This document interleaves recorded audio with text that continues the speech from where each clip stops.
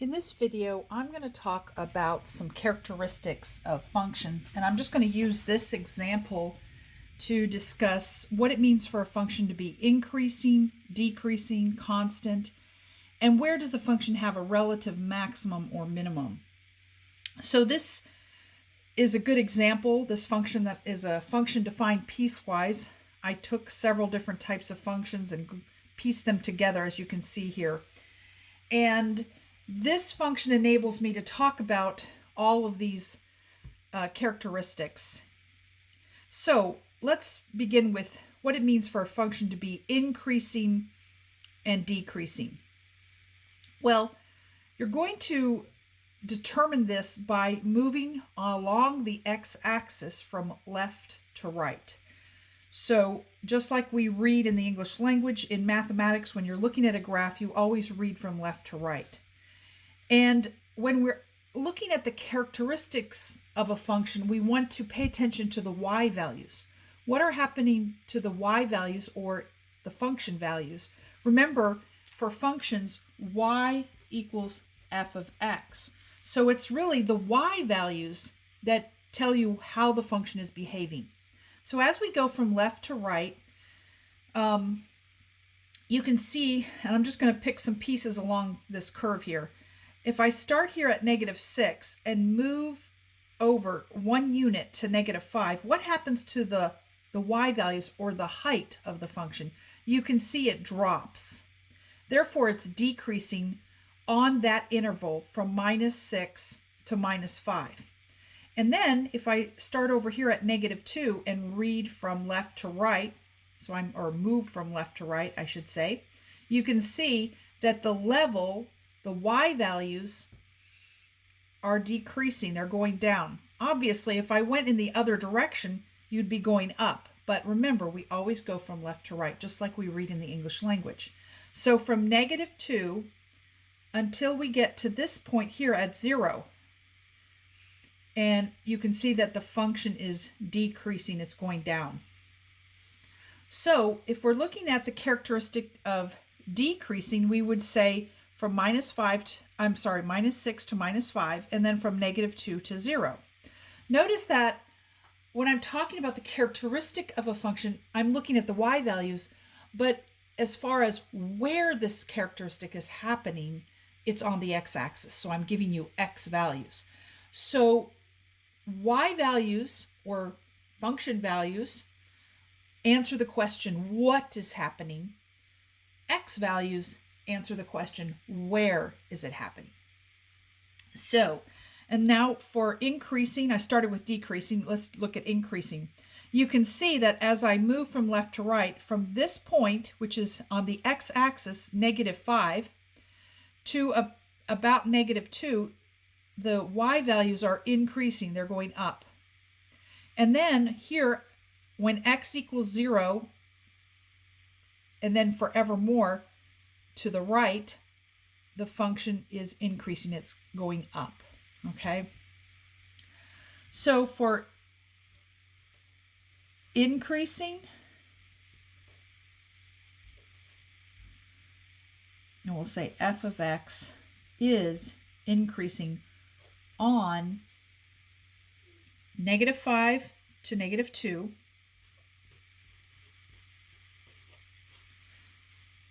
and then joined with that from 0 to infinity. This symbol is a union, and it means I'm including both of these intervals. So on both of these intervals, the function is increasing. Notice that the intervals are on the x-axis, so these are x values. We go from -5 to -2, and then the y values are going up, and then from 0 to infinity, that's right here on the x-axis to infinity, the y values are going up.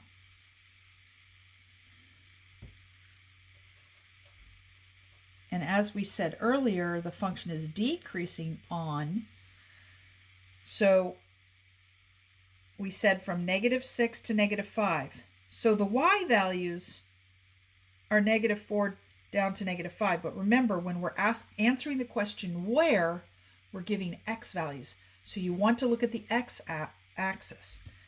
So here from -6 to -5, the function is going down.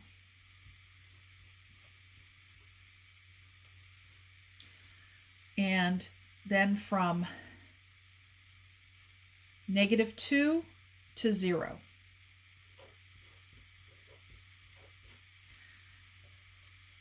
The function is constant on the interval. So a constant function is a horizontal line. And you can see right here, I've drawn a horizontal line as part of the graph. Notice that all of these functions have variables in it. This -4 here is a constant. So this is a constant value for the function, and it's level at that -4. Here's -4. So the what is the -4. The where is from -6 to -infinity, but we would write it like this, -infinity to -6. Okay, so the function is constant for all x values less than -6, and that's this interval. This, by the way, is set builder notation, and here we're using interval notation.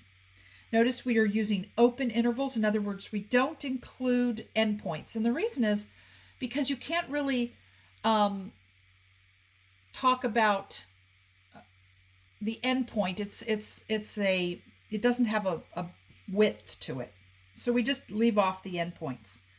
And you can see at these points, the function is changing. Here it goes from, it shares this property of being decreasing and increasing at that point. And so you can't really talk about the behavior of a function at that point. Now, when we're talking about where does a function have a relative maximum or a minimum, then we're talking about at a point. So if we look at this particular function, relative just means locally. Where does the function have a high point or a low point locally? So this function has an absolute low point. In other words, no y value is going to ever be lower than -5. There's nothing below the graph. This is the lowest point right here. So we say that f of x has an absolute minimum at -5. It just so happens that the y value is also -5, but this is the location of your minimum value, and that's at -5. That's an x value. Okay, the minimum happens to be also -5. There is no absolute maximum.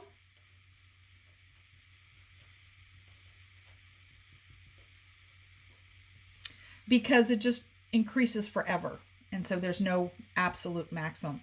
However, relatively, in other words, around a certain point, there's a relative maximum of 4 at -2. So notice that in this general area, this is a high point for the function.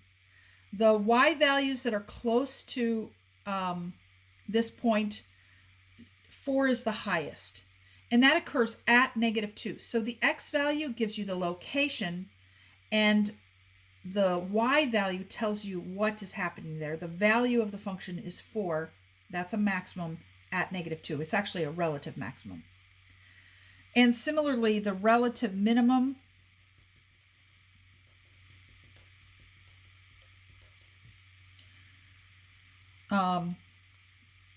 is right here. That is